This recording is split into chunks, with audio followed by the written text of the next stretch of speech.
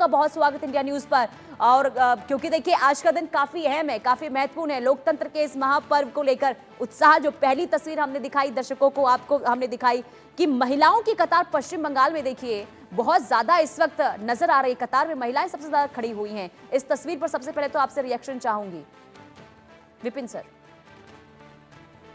बात है, देखिए, क्योंकि हम जब आबादी की बात करते हैं तो अहमियत और बढ़ जाती है, और ये लोकतंत्र का महापर्व है। और यहाँ पर देखिए सबसे पहले प्राथमिकता होनी चाहिए कि हर एक जो वोटर है वो घर से बाहर निकले और वोट डालने निकले। और साथ में, क्योंकि देखिए अगर वोट डालने नहीं निकलते वो, तो वो फिर किस हक से वो जो जिसकी भी सरकार बनती है राजनीतिक दल की, तो वो किस हक से उनसे जाके पूछेंगे कि आप जो काम करने हैं, जो आपने वायदे करे, उसको आपने पूरा क्यों नहीं करा। और यहाँ पर क्योंकि 21वीं सदी है, सपने भी सातवें आसमान पर है, उम्मीदें सातवें आसमान पर है, क्योंकि हर एक कोई चाहता है कि state of the art infrastructure बने, जो विकास के काम अधूरे रह गए हैं वो पूरे मुकम्मल हों, और साथ साथ एक्सप्रेसवे बने, फुट ओवर ब्रिज बने, अंडरपास बने,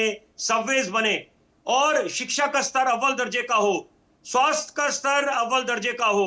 क्योंकि कोरोना काल में हमने देखा कि प्राणवायु को लेकर हाहाकार मचा, बाकी जो संसाधन थे वो सीमित थे।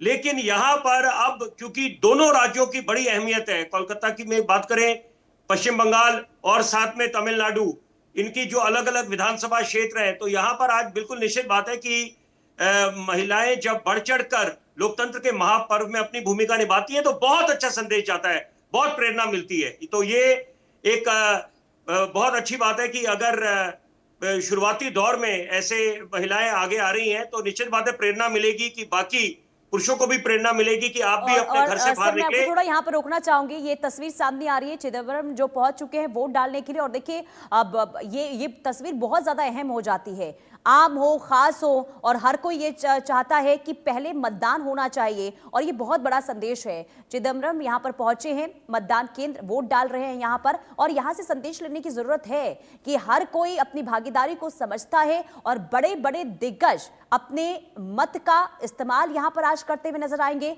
और सुबह 7 बजते ही सबसे पहले किसी की तस्वीर सामने आई है, चिदम्बरम की तस्वीर सामने आई है, जो मतदान केंद्र पहुंचकर यहाँ पर अपने मत का इस्तेमाल करते हुए नजर आ रहे हैं। तो कुल मिलाकर अगर आप लोगों के क्षेत्र में आज वोट डाले जा रहे हैं तो आप घरों से बाहर निकलें, क्योंकि आपका एक एक वोट बेहद कीमती है। राहुल लाल जी, मैं आपसे एक रिएक्शन चाहूंगी, क्योंकि देखिए पश्चिम बंगाल की अगर हम बात करते हैं तो पश्चिम बंगाल के लिए आज का दिन काफी अहम है। जो यहाँ पर हमने चुनाव प्रचार के दौरान लड़ाई देखी है, तमाम पार्टियों की तरफ से पूरी ताकत लगाई गई है, लेकिन मुख्य मुकाबला यहाँ पर बीजेपी और टीएमसी के बीच में है। पहले फेज को लेकर आपका एनालिसिस क्या कहता है? बिल्कुल सही कहा पुनीता जी, जो पश्चिम बंगाल का चुनाव है वो हम लोगों ने देखा कि काफ़ी आक्रामक किस्म का चुनाव हो रहा है। वहाँ पे भारतीय जनता पार्टी ने पूरी ताकत झोंकी है। वहाँ पे तमाम राज्यों के मुख्यमंत्री से लेकर केंद्रीय मंत्रिमंडल तक, और खुद जो है कि अगर गृह मंत्री को देखें, अब माननीय प्रधानमंत्री को देखें, उन्होंने अपनी ताकत लगाई है। दूसरी तरफ टीएमसी की तरफ से भी पूरी ताकत लगाई गई है।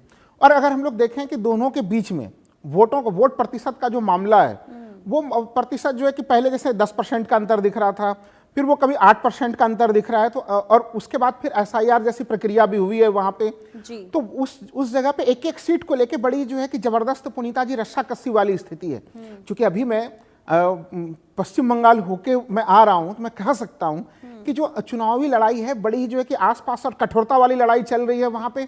और जो आज चुनाव हो रहे हैं उसमें उत्तर बंगाल शामिल है। जो उत्तर बंगाल है वो भारतीय जनता पार्टी का एक परंपरागत गढ़ जैसी जो है कि पुनीता जी स्थिति रही है। हम लोग अगर याद करें कि 2019 के लोकसभा चुनाव में भारतीय जनता पार्टी को जो अच्छी खासी सफलता प्राप्त हुई थी, अगर उसको वहां पे लगभग 54 जो है कि विधानसभा सीटें आती हैं, तो उस समय अगर 2019 के लोकसभा को अगर विधानसभा में कन्वर्ट करें तो लगभग 54 में से 38 सीटें वो बीजेपी के खेमे में जाते हुए दिख रही थी। जबकि 2021 के विधानसभा चुनाव में हम लोगों ने देखा कि लगभग 30 सीटें 54 में से जो है कि वो बीजेपी जीती, बाकी सीटें जो टीएमसी जीती। लेकिन 2024 के चुनाव में वहां पे थोड़ा सा जो है कि फिर से टीएमसी ने वहां पे घुसपैठ अपनी फिर से प्रभाव बढ़ाई वहां पे। तो अभी भी एक तरह से जो पश्चिम बंगाल है वो आज चुनौती है भारतीय जनता पार्टी के लिए, कि पश्चिम बंगाल में जो उत्तर बंगाल की स्थिति है, वो जो भारतीय जनता पार्टी का दुर्ग बना हुआ है पिछले कुछ वर्षों से, उस दुर्ग को बीजेपी कितना सुरक्षित कर सकती है और वहां पे कितनी ज्यादा सेंधमारी करने में सफल होती है ममता बनर्जी। तो ये एक बड़ा महत्वपूर्ण मामला है जो अभी आप हम लोग चर्चा कर रहे थे, पुनीता जी की तस्वीरों में देख रहे थे कि महिलाओं की लंबी लंबी कतारें हैं। देखिए, पश्चिम बंगाल की राजनीति को भी अगर देखें, दोनों पार्टियों के घोषणा पत्र को भी देखें जी, और चाहे वो टीएमसी के घोषणा पत्र को देखें या भारतीय जनता पार्टी के घोषणा पत्र को देखें, अब महिला मतदाता समूह को दोनों ही पार्टियां बिल्कुल अलग दर्जे के साथ देख रही हैं। उनको वो युग चला गया कि जब पति से पूछ के जो है कि महिलाएं जो है कि वो वोट डालती थी और हम लोग उसको एक जो पॉलिटिकल पार्टियां विशेष महत्व नहीं देती थी। तो वो स्थितियां बदली हुई हैं और वो सुबह सुबह पंक्तियों में, लाइनों में हम लोगों को लगी हुई दिख रही है। और ये जो बदलाव जिसकी बात आप कह रहे हैं महिलाओं को लेकर, ये पार्टियां समझ चुकी है और यही वजह है कि पूरी कोशिश रही है पार्टियों को कि कैसे महिलाओं को अपने पाले में करना है। मैं आप दोनों के पास लौटती हूँ, एक बार ग्राउंड जीरो का रुख कर लेते हैं। रैनिक दत्ता मुर्शिदाबाद से हमारे साथ लाइव जुड़ चुके हैं। रैनिक, मुर्शिदाबाद बेहद संवेदनशील ये सीट है, ऐसे में यहां पर किस तरीके से तैयारियां चुनाव आयोग की तरफ से की गई है? सुबह के वक्त में वहां पर मतदाताओं का किस तरीके से रुझान है? तस्वीरें जरा दिखाइए। एकदम देखिए, मैं इस वक्त मौजूद हूँ मुर्शिदाबाद में और मुर्शिदाबाद का ये जो पोलिंग बूथ है, इस पोलिंग बूथ में अभी तक पोलिंग चालू नहीं हुआ है क्योंकि पोलिंग बूथ का जो ईवीएम मशीन वो खराब हो चुका है। मगर मैं आपको तस्वीर दिखाऊंगा कि पोलिंग स्टेशन के ठीक बाहर किस कतार में जो लोग हैं, वो लोग किस कतार में इधर मौजूद है। देख ही सकते हैं, जैसे कि हम लोग जिक्र कर रहे थे कि पश्चिम बंगाल में महिला वोटर जो है वो किस कतार में बाहर आके वोट देने के लिए निकल रहे हैं और वही लाइन आप देख सकते हैं। मैं एक बार बात करने का कोशिश करूंगा। सुबह सुबह वोट देने आने का कारण क्या है?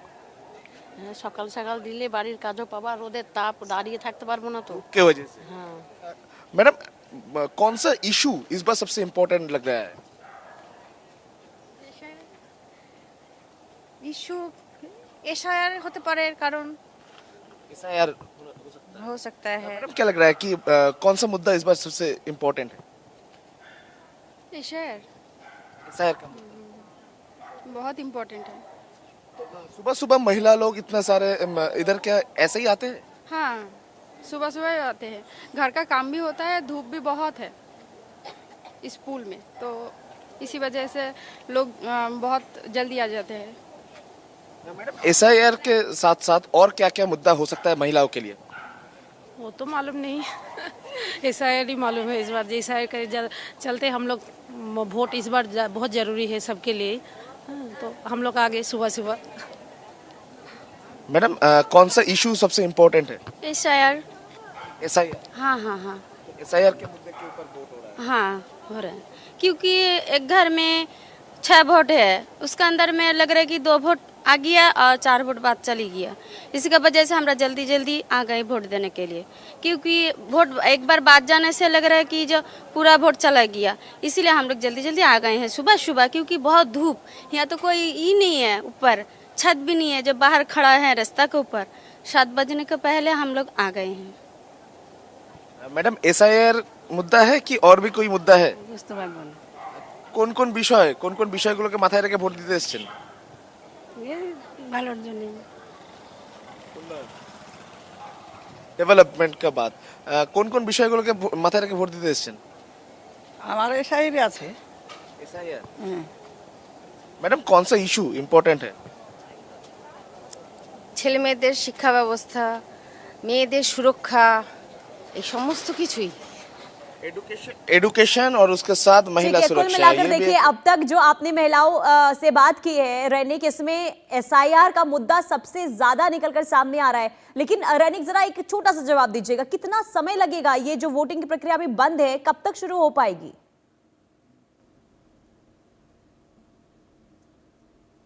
दिखाऊंगा कि अभी भी फिलहाल जो पोलिंग ऑफिसर्स है वो बाहर इधर मौजूद है। एकदम पोलिंग बूथ के बाहर जो लोग अभी भी वेट कर रहे हैं, क्योंकि अभी तक पोलिंग चालू नहीं हो चुका है, क्योंकि अभी तक पोलिंग चालू नहीं हुआ है, क्योंकि अंदर जो मशीन वो खराब है। मशीन खराब होने की वजह से देखिए, ये रैनिक, ये बहुत हैरान करती है। ये तैयारियां हो रही थी काफी दिनों से, अगर अभी शुरुआत नहीं, देखिए 7